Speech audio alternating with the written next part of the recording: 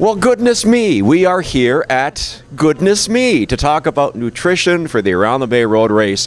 We're about 4.5 weeks away. We would hope by now that you're practicing and that you're eating properly. Janet Jacks is with us. She knows everything about nutrition. Janet, thanks for joining us. First of all, let's kind of bash some myths. There's good foods that people should eat, and then there's foods that people probably shouldn't eat. Kind of take us through that. Well, there's a lot of man-made food and food-like products that people are eating, and these aren't food. So first of all, we have to figure out what's real food, because that's what's worth eating. We want to eat real food. And so once we figure that out, that's half the battle. I wanted to ask a question because most people, with myself, going out for a run in the morning, I'll get up and I'll have something to eat before I go because we've been fasting all night. Suggestions for people who should get something in their stomach before they go out and go for a morning run. There's two philosophies here. One is to exercise on an empty stomach because then you're going to be burning fat. And the other is to eat first. I think it depends on the person.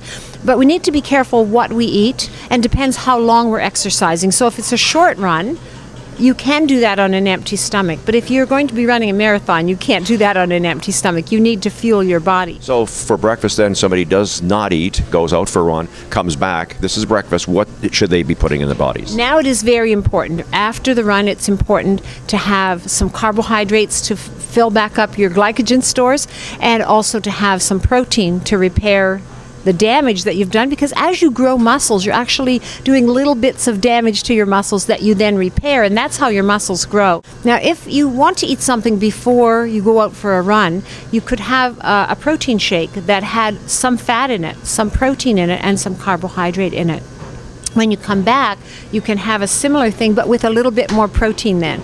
So then you would tweak it a little bit more because your exercise is done, so now a little bit of protein goes a long way. And then you want to put fat with it so that you feel steady, and so that your cells and your neurons in your brain are nourished, because we need fat for those things. Fats that are good include healthy saturated fats, and that's always a surprise to people. Those two words don't seem to go together, but we know that whole saturated fats, such as we get from coconut oil and from egg yolks, these fats are healthy and we need them. All right, let's kind of look around, and you talked about some of the foods that we should be eating. Let's kind of look around here and see, example, if you're not a fan of squash at all, let's see what it looks like, and maybe you'll try it. Sweet potatoes are high in carbohydrate, and yet they provide antioxidants and fiber and nutrients. So you get something for your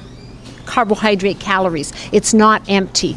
And there's lots of great things you can do with that, whether you make soup or just bake them. You can just scrub them, cut them in pieces, and bake them. And they taste excellent. Put butter on there because you want to have some good fats, and butter is one of the healthy fats. And that tastes great. So it's a great way to get your carbohydrates without eating a lot of empty calories. But we also need to be aware that the days that we're sedentary, we don't need to be eating like a marathon runner on those days. If we're sitting behind a steering wheel or sitting behind our desk all day, we don't need to eat like a marathon runner on those days. Obviously, on a totally unrelated topic then, talk about the importance of water. Oh, water is so important, and so many people are dehydrated and don't realize that because they've turned off their body's call for water. And so when we say we don't get thirsty, it's important to begin to drink water and increase that gradually. And the best time to drink water is half an hour before or 2 hours after a meal. So that should be the bulk of your water before and after meals. And the other important thing, and you may be surprised about this, is to make sure you get enough salt, because salt holds water in the body. So put the salt on your food, not in your water. That wouldn't taste very good. So put the salt on your food and put the water apart from your meals, and the salt will help hold onto the water. So we're here at the Lock Street location in Hamilton of Goodness Me, and Janet Jacks, very informative. Got some last words of advice for people that are training for the race and thinking to themselves, what should they be eating? Well, I think it's important, Ted, to remember that food is information for your cells. Whatever you've eaten today so far, and whatever you will eat today, it talks to your body, tells your cells how to behave, tells them whether to make energy or fatigue, tells them whether to have inflammation or not. It tells the cells how to communicate with one another. When we understand this, we're much more empowered to choose the right foods and tell our body to behave the best way it can. And if you do that, you will have better athletic performance. Thanks for this. You're welcome. Well, as you've seen and heard, what you put in your body is important. Coming up next, very hard workout. Ted goes in the cold tub because apparently it's good for you after a workout. Do I have the guts to do it? Watch soon on 900CHML.com.